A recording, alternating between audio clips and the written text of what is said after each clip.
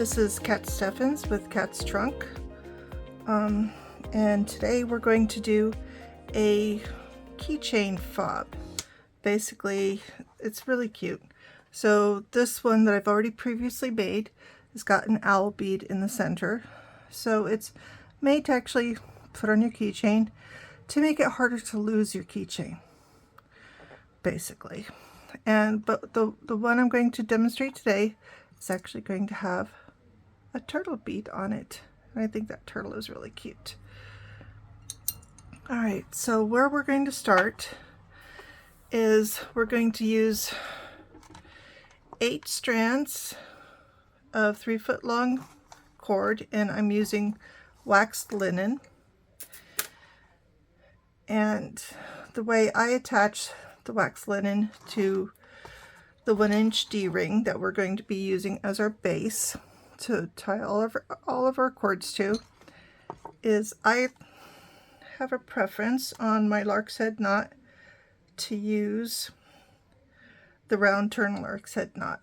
You don't have to use a round turn lark's head knot, but if you'd like to, I'm going to go over briefly how you do the round turn lark's head knot.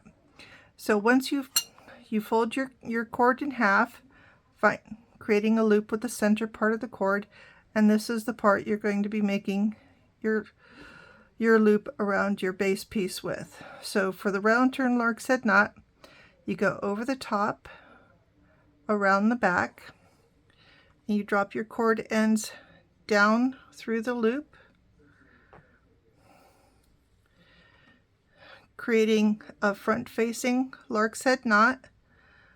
But before you cinch it up tight, this is what makes it the round turn, is you take your cords and pulling them for right cord off to the right, bring it back over the top of the loop and back down through the loop, essentially wrapping it around your standing cord.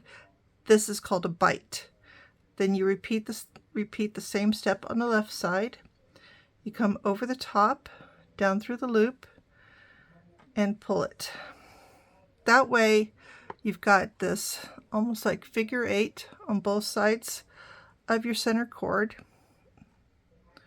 both sides of your loop, and then you ease it up slowly because the wax linen tends to grab on itself. So you need to ease that up. And what you get is this lovely detail here of the added bites and the lark's head knot. So that's just a really pretty feature that I like to do on my lark's head knot. You could just do a regular lark's head knot. It's whatever aesthetic you want at the beginning of your project. So I'm going to go ahead and go off camera and complete adding the rest of the cords to the D-ring, and I'll be right back. Okay, here I'm back. So here I have all 8 of my cords attached to the D-ring with the round turn lark's head knot, and you'll notice that they are all tightly packed. And on this example, you'll see that they're not as tightly packed, and that all depends on the nature of the cord. The wax linen cord sometimes varies in thickness from cord to cord, so sometimes you'll get loose, sometimes you'll get tightly packed. Don't worry about it. All 8 cords will fit on the 1-inch D-ring. I do have a tutorial on the lark's head knot, so there's a variety of versions of the lark's head knot. It's the basics on how to do the lark's head knot, so I encourage you to actually look at that tutorial. Okay, so now we're going to get started. So basically what we're doing is our first few rows are going to be square knots, and that's easy enough. So so I have this as a kit on my Etsy page. Sorry. So this is a kit on my Etsy page, and along with the kit comes printed out instructions, and I actually number the cords from left to right, 1 through 16. And if remembering the cord number helps you, don't be afraid to do that make notes for yourself and to follow along. So our first square knot is going to use chords 1 to 4, and each subsequent square knot in the first row will use the next 4 chords. So basically for the square knot, and again I've done a tutorial on this as well, is I use the S pattern for the square knot. This is how I make square knots. So I create an S with my left hand chord underneath my bass chords. Using the right hand chord, I come up from underneath the loop on the right hand side, over the top of the bass, the chord chords, and down the loop on the left hand side. And I draw the chords up to the top and snug it. Then with the loose chord hanging out on the left hand side, I lay it over the top of what was originally the right hand chord, take the right hand chord back over the top of the bass chords and back through the remaining loop that's on the right hand side created by the left hand chord. And I pull it up tight. And this creates a square knot. It helps in counting. If you use the S method, you know that once you've completed the full S, you've got a completed square knot, and it actually helps me keep track. So then the next square knot is with the next 2 chords. These will be chords number 5 through 8. And again, with the left hand chord, I'm going to make my S underneath my chord chords and use the right hand chord to pull it up through the loop created on the right hand side with the left chord, and take it down through the loop on the left side. Cinch the chords up to the top, working to hold your center chords straight so they don't get twisted. And then with the remaining chord from the left over the top of the right hand chord up over the top of the center chords and down the loop remaining on the right hand side, which was created by the left hand chord, and you cinch it up. And that creates your completed square knot. The reason I had developed this S method for doing the square knots is because I had been doing a lot of macrame, using a lot of long cord, and kept having the cord twist on me and having problems with knots and things. And I noticed that the left hand cord doesn't really need to pass back and forth, that if you do this S method with the left hand cord, you're only passing your right hand cord back and forth on any given knot.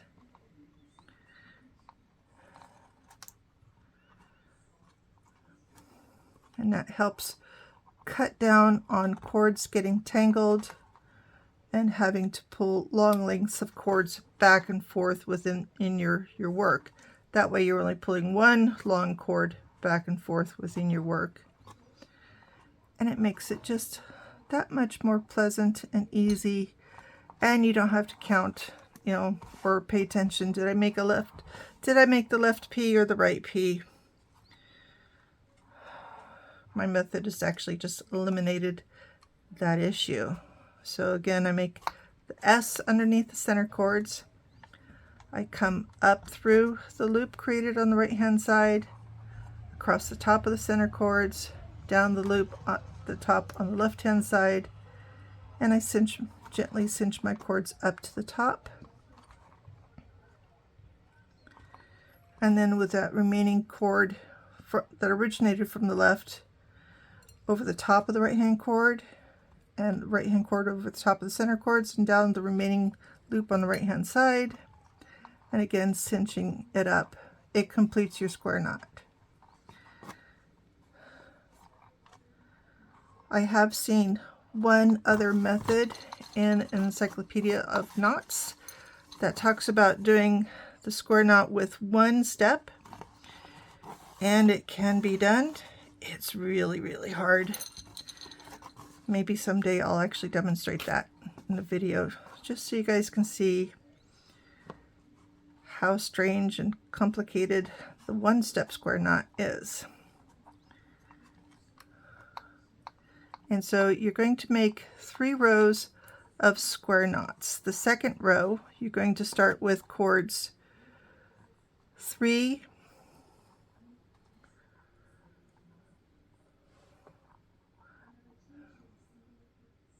3 through 6. So basically you're skipping your first 2 cords, you're going to the next 2 cords. So you're tying your square knots in, with the cords, dangling cords in between your first 2 square knots. So this row is basically an offset from the prior row. And again, your square knot is always going to be with 4 cords. So there'll be, in this row, there'll be 3 square knots, because the first row was 4 square knots, and this is an offset row of square knots, so this row will have 3.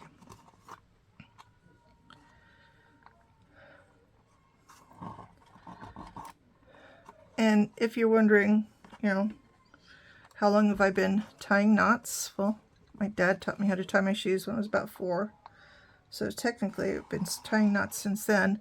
But when I was about 10 is when he started teaching me how to actually tie square knots and do lashing and basic rope work. My dad was a merchant marine. And so he knew how to do all kinds of fancy rope work. And he did teach me. And that is where my background comes from. I've been tying knots practically my entire life.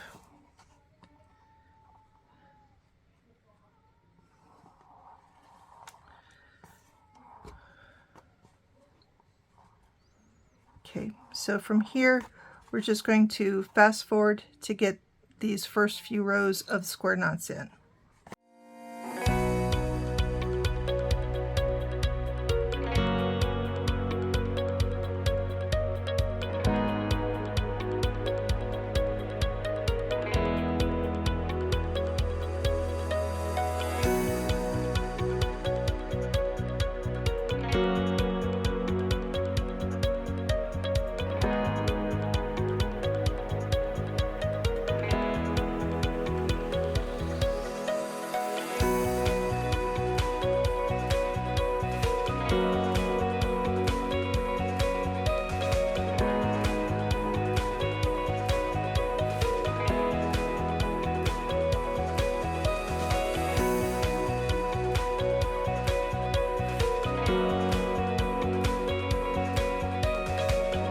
This is actually the point where we start setting up for our chevron shape for the half hitch knots. So I'm going to do 1 square knot on this side, and then I'll do another square knot on that side and skip the inside square knots. And I'll show you why in just a moment. So this is row 1, 2, 3, 4, 5. We're on row 5, so we're only going to be making square knots in row 5 with cords 1 through 4 and 13 through 16. So that's 1 through 4, and these are cords 13 through 16, because we're starting our shape for our chevron.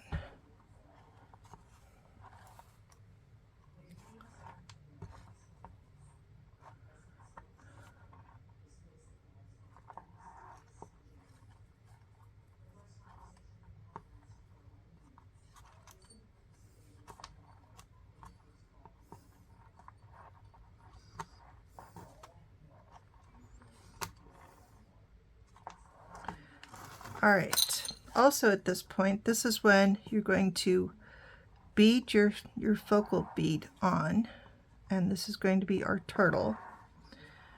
And you need to make sure which direction you're putting your turtle on. I believe the turtle should be facing up. So you're going to want to hold your turtle and just thread your cords into it. They should stay together for threading into the bead, and just pull them through. You don't have to pull the turtle all the way down at this point because you're just going to be bending up your cords and getting them out of the way. That way you're not going to be using these two cords right now with your turtle bead on it. You just wanted to get the bead onto the cords and get them out of the way because they come back into play later on. So now we're going to start doing our half hitch knots.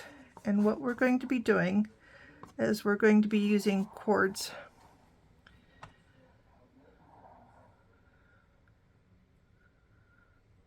number 7. This is cord number 7, and lay it from the center to the left over the top of cords 1 through 6. And then cord number 10 is going to be laid over the top of cords 11 through 16. Obviously you can't do half hitch knots both sides at the same time, but at least this way you'll have your cords set to where they're out of your way, and then you start your half hitch knots. For the half hitch knots, you could start on the left or you could start on the right.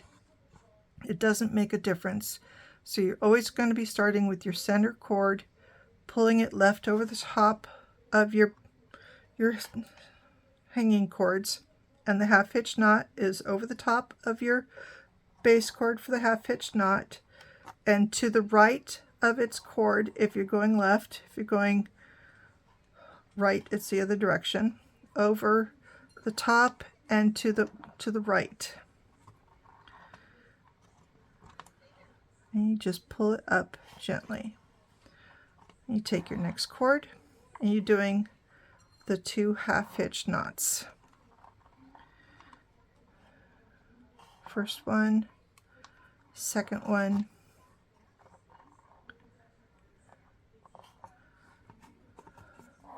your third pair of half hitch knots over the top and to the right of the cord that you are tying with.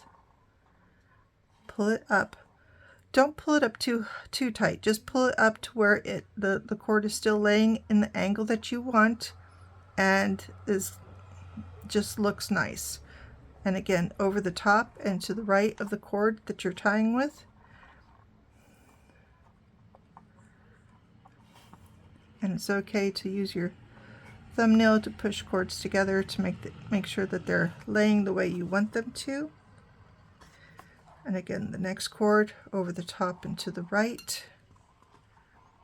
Draw your loop up, over the top, to the right,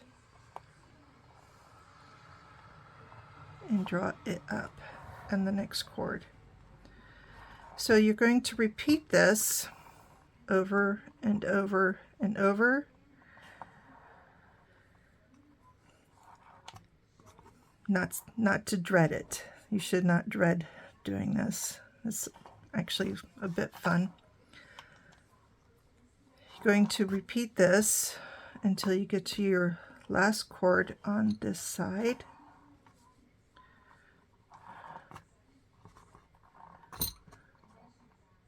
And the 2 knots. All right.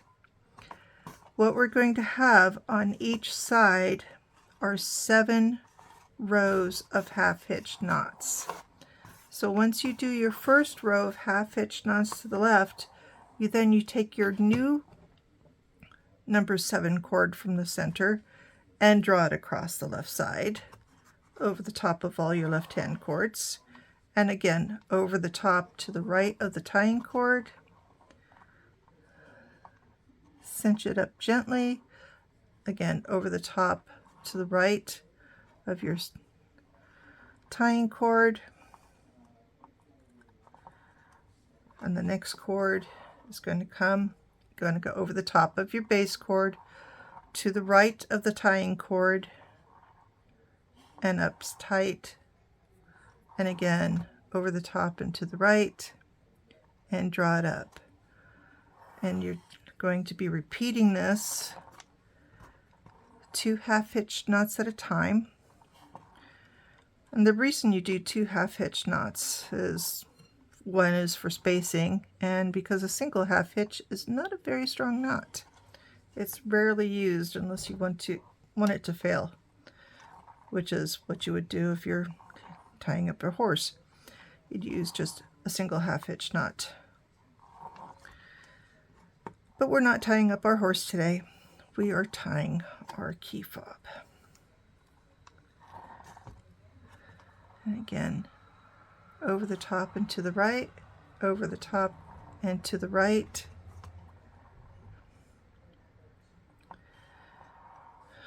I don't always say down through the loop because, as you notice, when you do your first over the top and to the right, there's no loop that you're going down through. So it doesn't make sense the second time, even though you're going down through a loop, you're just going over the top and to the right of your cord.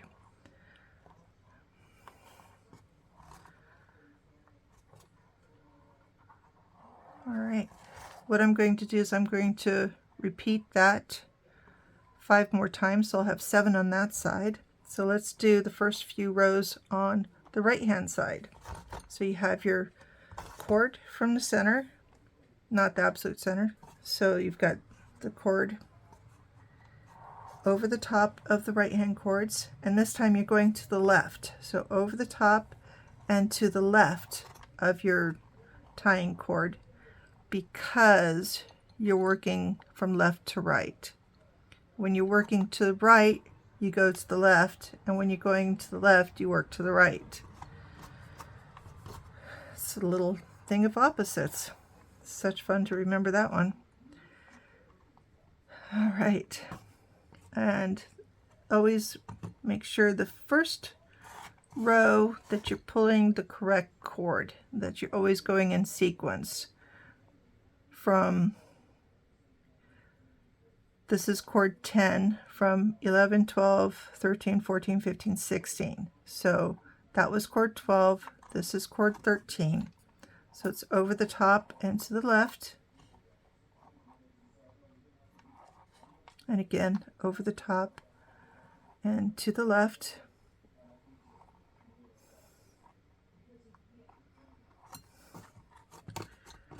and then the next cord over the top and to the left,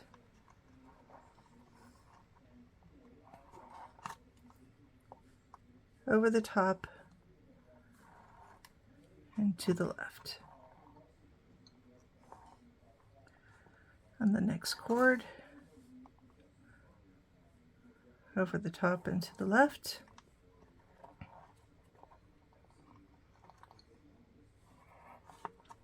over the top and to the left,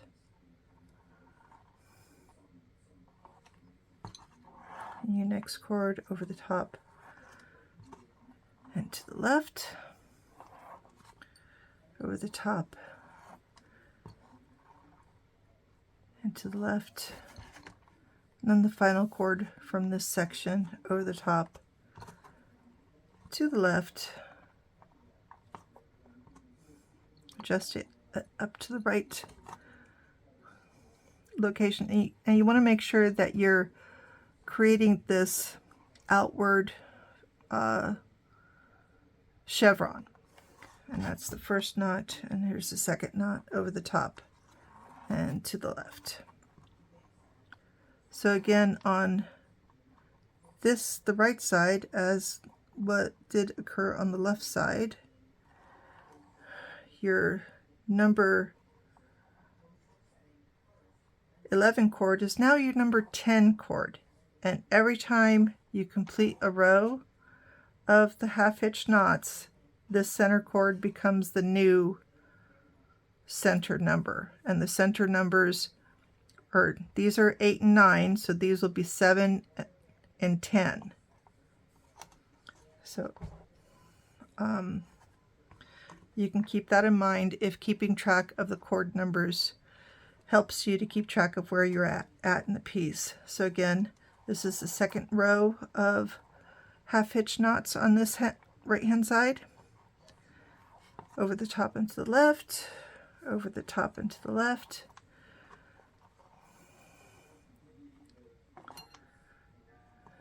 And again, when you get to this point, it's easy to identify which chord you're pulling next because they actually have those easy to identify gaps between them. So it's less likely to mix them up. If you ever mix them up, it's not that hard to untie your knots and go back. Mistakes are fine. They're all called learning experiences. So it's not so much a mistake, but a learning how to not do things. And again, the next chord over the top and to the left. Once, over the top and to the left twice.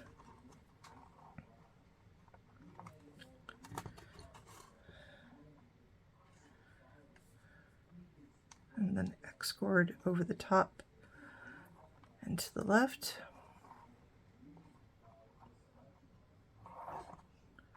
Over the top and to the left.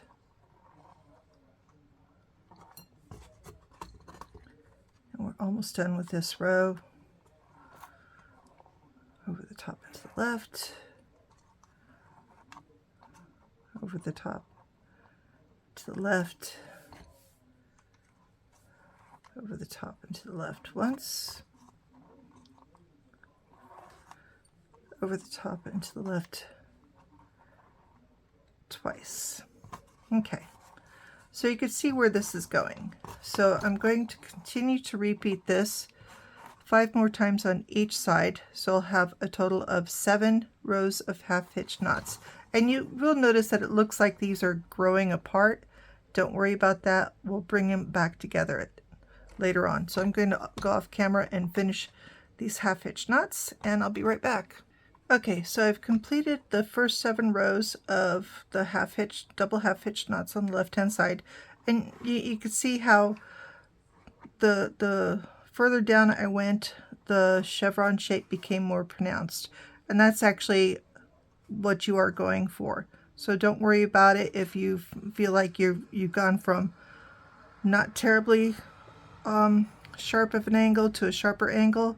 That's perfectly fine. That's normal. That's how the knots are going to operate. That's how your chord is going to behave. All right, so I'm going to go off camera again and finish the right hand side. Okay, so here we are. We're back, and we've got all 7 rows of the double half hitch knots on both sides.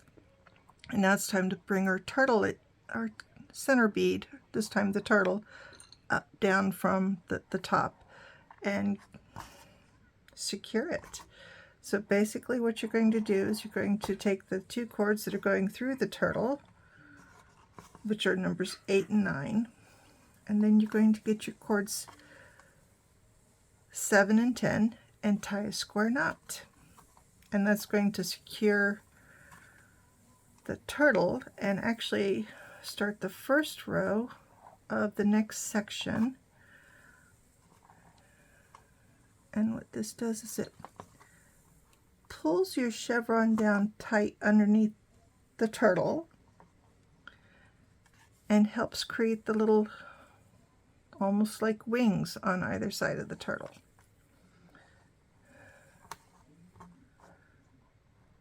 And so this section, you just adjust your turtle right there in the middle. It's so cute.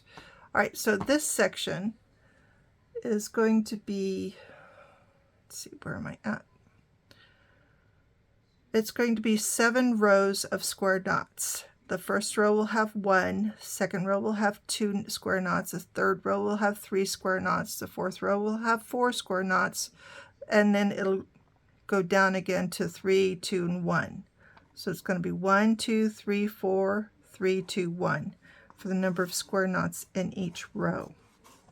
And that's going to help create the inverse chevron shape for the final 2 rows of half hitch square knots.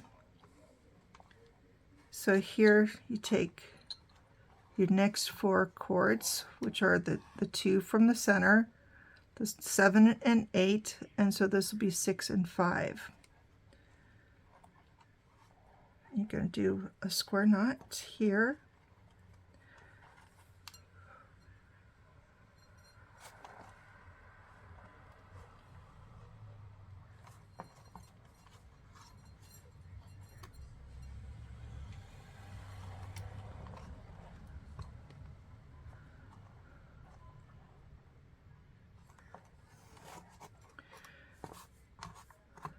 Then you're going to take your other 2 center chords that came out of the turtle and the first 2 chords next to it and create another square knot. Sorry, I'm trying to not get out of camera for you. And you'll also notice I work on a cork board. I don't believe in spending excessive amounts of money on fancy stuff that you don't need. There will be fancy stuff you will need to spend your money on, but corkboard, not one of them.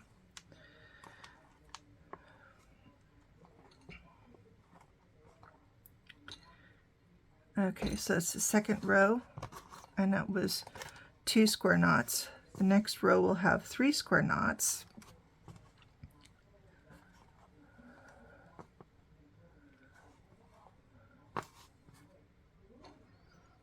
So we're using chord number 3, 4, 5, and 6 for the square knot,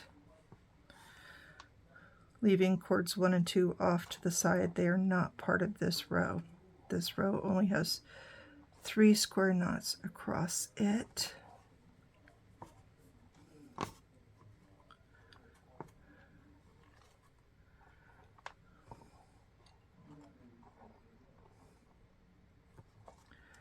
So there's the one.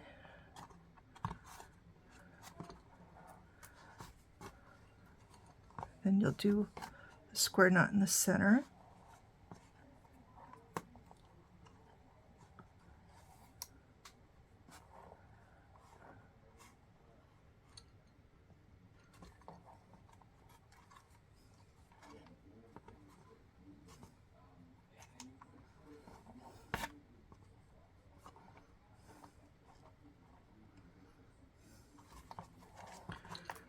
And your third square knot on the right hand side.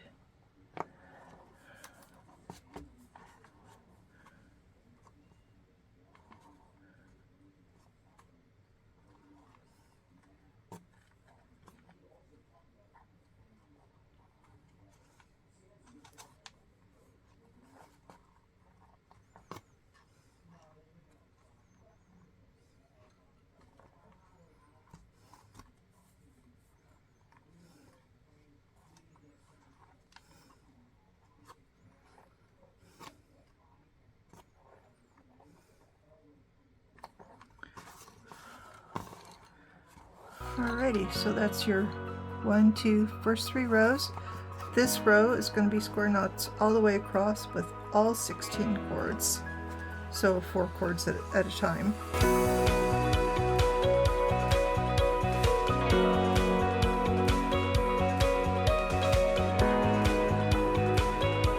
Oh, you'll also notice this plate is a garage sale find of mine, and I just love these things so much. I use them to hold my beads because I'm weird.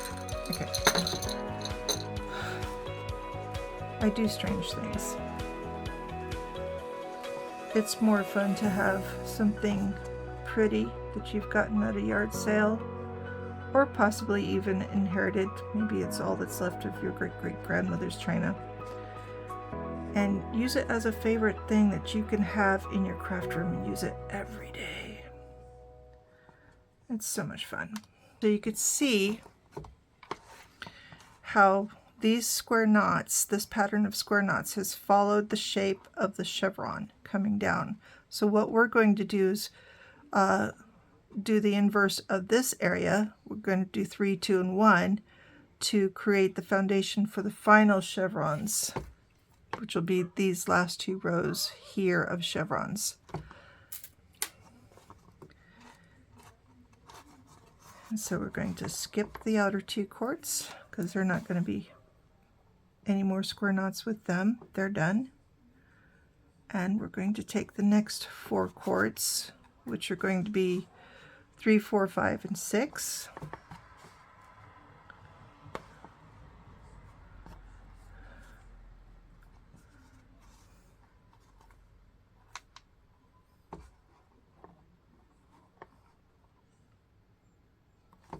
There's the first half of the square knot, and now the second half of the square knot.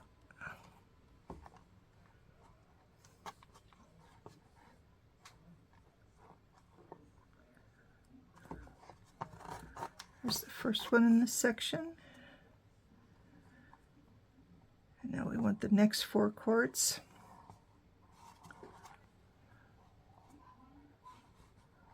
Always take your time. Don't feel rushed.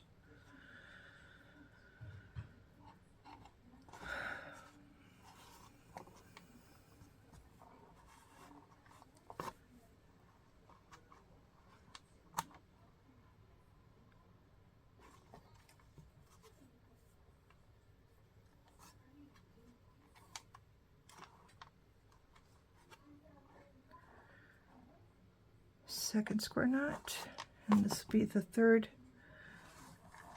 square knot for this row. These are cords 15 and 16. They are done with square knots. They're not getting square knots anymore. So there's the first half of your square knot.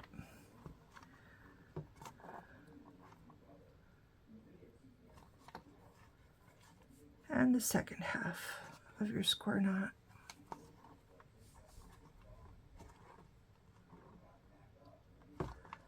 All right. Now you notice that you're done with the last 4 cords, and the first 4 cords are done with having square knots tied with them. Now we're just going to do a row of 2 square knots and then finish off with a single square knot. So once we complete this row of 2 square knots, the outer 2 cords for this section are going to be done with square knots, and then it'll just be this absolute center 4 cords that are going to get the last square knot.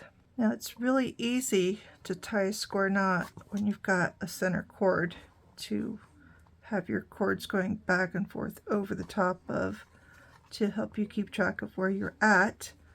The hardest square knot is learning how to tie one without center cords, which is how my dad taught me how to tie a square knot. That's the challenge. Okay, so now we've created our final shape for the chevron, and now we're going to do our final 2 rows of half hitch knots. And this time we're going to start from cords number 1 over the top of cords number 2 through 8, and then cord number 16 over the top of cords 9 through 15.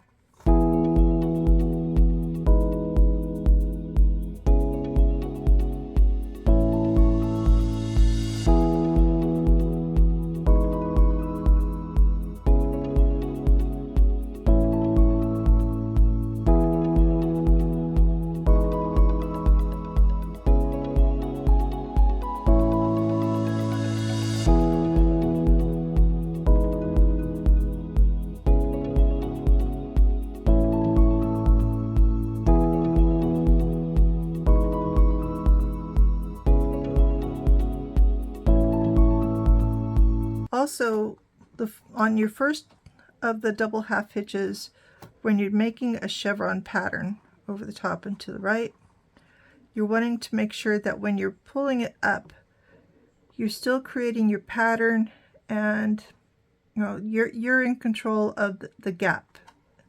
If there's a gap, if there's not a gap, however big the gap is right there, you're in control of that.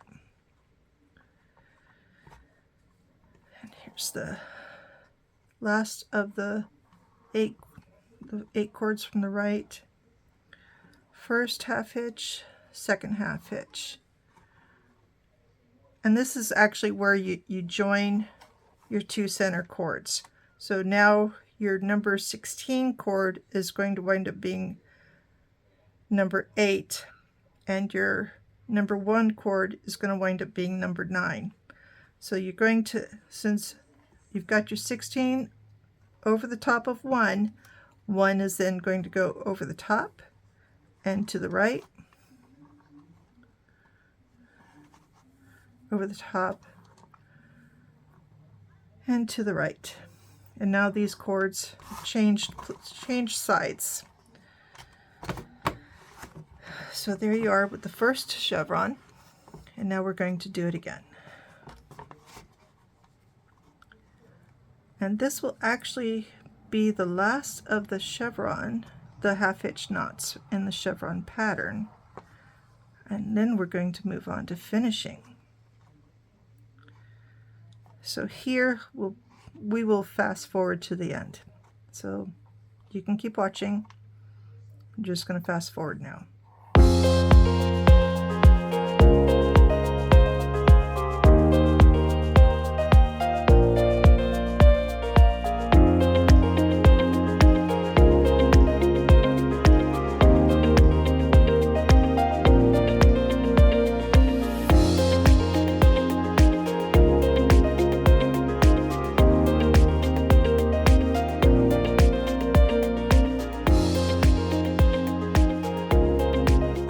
Okay, so here we are at the end. All of our knots are tied. We started with our round turn lark's head knot. We had our rows of square knots that help establish our chevron shape at the top. We beaded our turtle bead, and then we did our 7 rows of half hitch knots. Then we did our field of square knots to create the inverted chevron, and we did our final 2 rows of half hitch knots. And to finish, what we're going to do is we're just going to randomly locate beads on these final strands to create a fringe. And if you would like to trim your cords more after you've created your fringe, you should do that.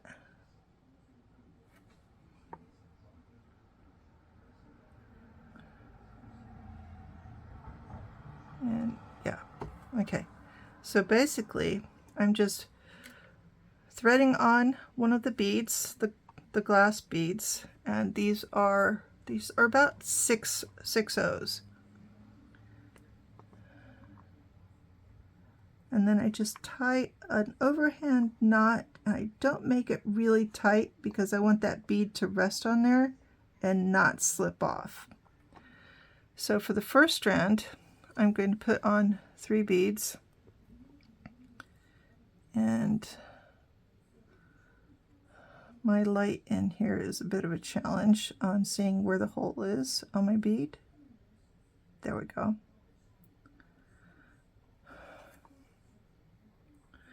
So the first strand I'll do 3 beads on.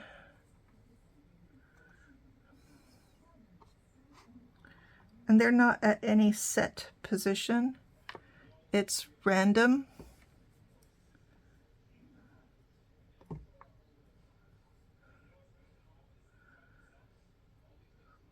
Although they do look a little bit evenly spaced, that's not actually on purpose. Okay.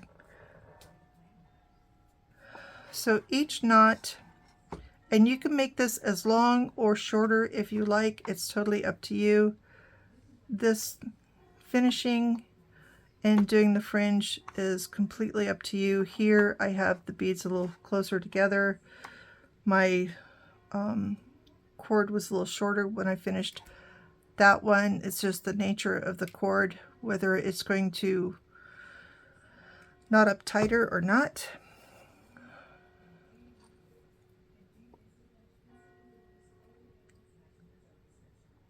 And for the second strand, I tried to make sure that the beads don't match up, that they're a bit offset from the previous strand.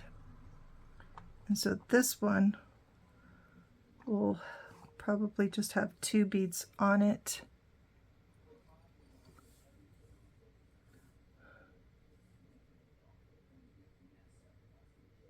And again, you don't need a needle to thread these beads onto this cord, because the holes are plenty big enough for the cord to fit through.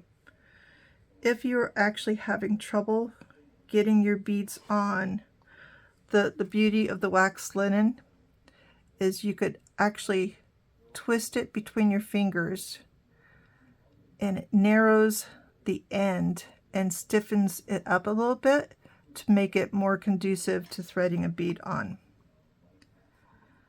All right, well, I'm going to finish beading the rest of these on, and I'll be right back. Our key fob with the turtle bead. So I hope you enjoyed this. This is Cat Steffens, the Seafarer's Daughter, asking you to go ahead and like and subscribe the video if you like it. And the kits for this is on my Etsy page, so please go and visit and enjoy crafting. Thank you. Bye.